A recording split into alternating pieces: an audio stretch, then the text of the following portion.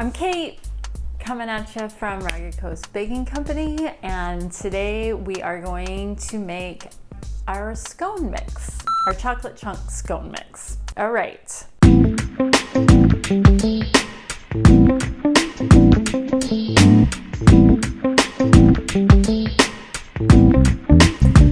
So what's great about this scone mix? Well, it's got a lot of chocolate in it. We use our 71% bittersweet single origin from Latin America. And then the rest of the ingredients are organic sugar, Maine milled whole wheat flour. It's a 75% sifted whole wheat flour, so it's this beautiful buff colored flour that still has the a lot of the whole wheat germ in it, so it has more nutrients. Not that scones are health food, but even when we're indulging, it's nice to know that we are using good ingredients that have as many nutrients and are as fresh as they can possibly be. We're just gonna pour the mix right into the bowl. This flour is super fresh, so it's milled right in Skowhegan, Maine, which is just a couple hours up the road from us, and grown right here in Maine or northern New England. Milled last week, maybe the week before. You can't buy flour on the shelf of your grocery store that is this fresh. The fresher your flour is, the better it tastes. We're gonna measure out our butter. The recipe calls for 3 ounces, which is 6 tablespoons. So if you get your butter at the grocery store, it comes in sticks and it's got little tablespoon, lines on it. You're gonna measure out 6 of those and cut it off. I am just gonna weigh my butter because I get it in pound blocks, and that's a little more than 3 ounces. So I'm just gonna break a little bit of that off, and that's looking good. So the trick with my scones is that this butter needs to be super cold, so right out of the refrigerator. I'm just gonna coat it in the dry mix real fast because I'm gonna grate it into the mix using this wand grater. A lot of scone recipes say cut it into chunks and then work it in with like a pastry cutter, which is one of those weird curved tools that you hold like this and you kind of chop up the butter into the mix. I find that this method kind of kills 2 birds with 1 stone. So we're getting nice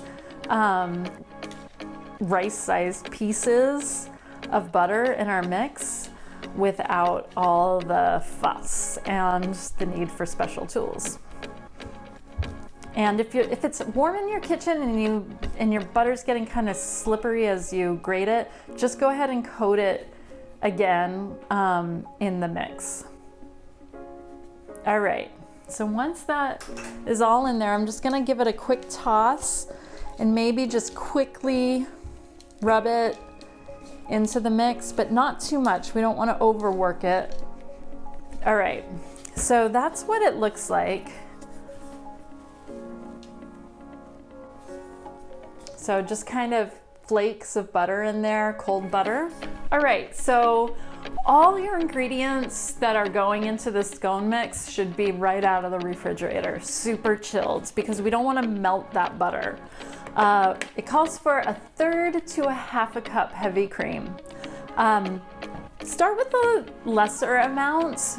What we're trying to do is get a nice dry shaggy dough.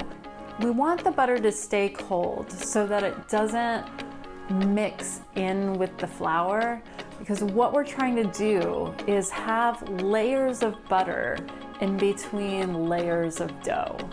And what that does, as with, say, laminated pastry, like the pastry we use for croissant or Danish, a layered look, that's super flaky consistency when it's baked. Okay, so 1/3 cup very cold heavy cream and 1 egg yolk.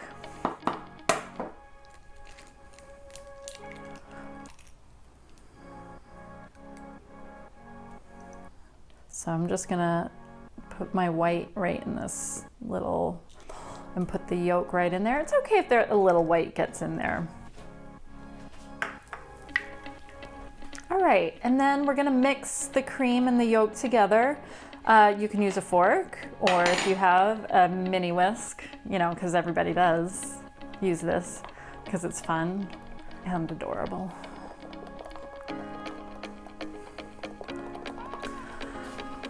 Then we're gonna pour this right into the mix.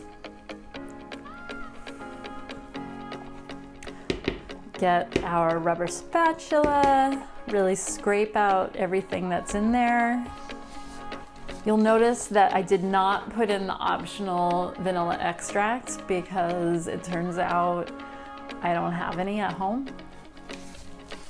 And maybe you don't either. That's why it's optional. All right, so we don't wanna like stir the crap out of this.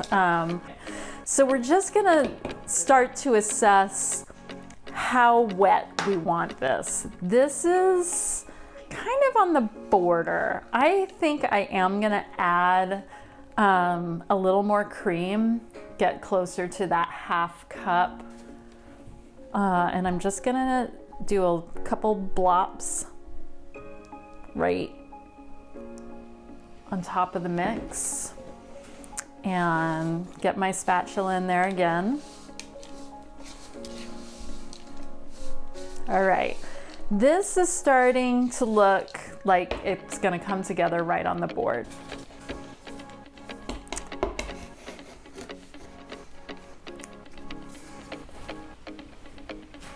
If you have a bench scraper, this is the time to bring it out. So a bench scraper is like a big metal spatula without a handle on it. All right, so we're gonna take our mix and we're gonna kind of smash it together. And what this is doing is it's incorporating the rest of that cream and butter. Oh my gosh, I don't think I put enough liquid in this. Okay, we're gonna bring it back in, sorry. Just forget that I did that. You know, people always say, oh, you know, baking, you have to be so exact. I don't know. Maybe it's just me, but I have not found that to be the case. I feel like when you make a mistake, there seems to always be a way to fix it. Now that I've said that, something is gonna happen like really soon that I can't fix. It might be this, but I doubt it.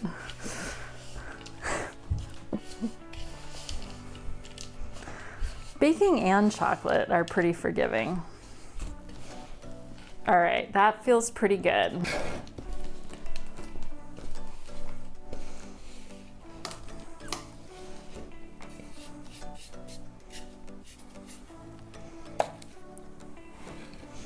All right, so we're just gonna smash this together.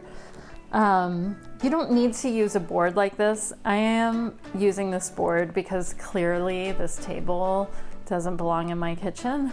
It belongs in my office, but I would normally just do this right on my countertop, but the light isn't good over there.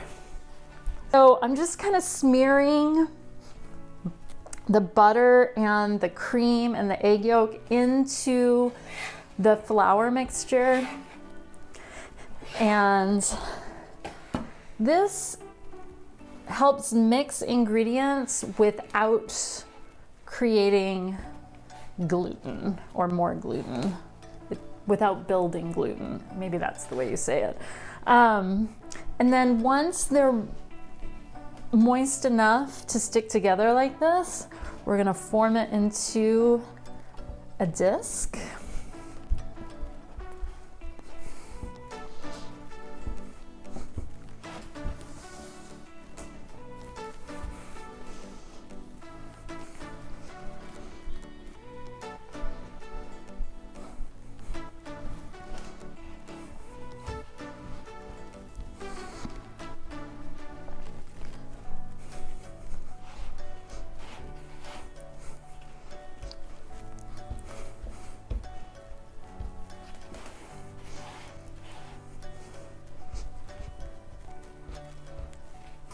All right, and we want that disc to be about 1 inch to 1.5 inches thick.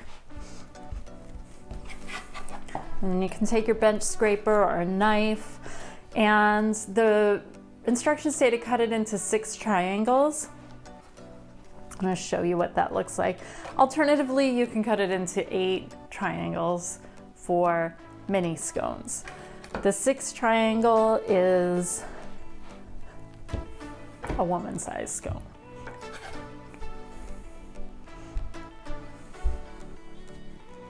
So half, and then 3. Just like that. I just line a baking sheet with a piece of parchment.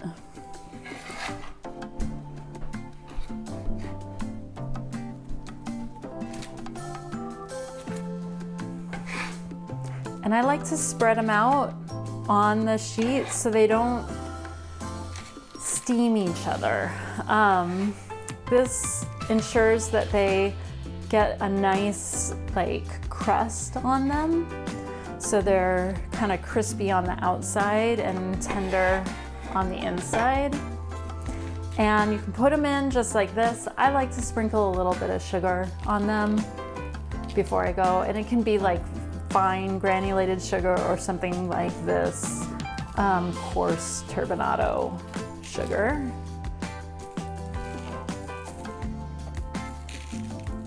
And then you're gonna put them into your preheated 400-degree oven.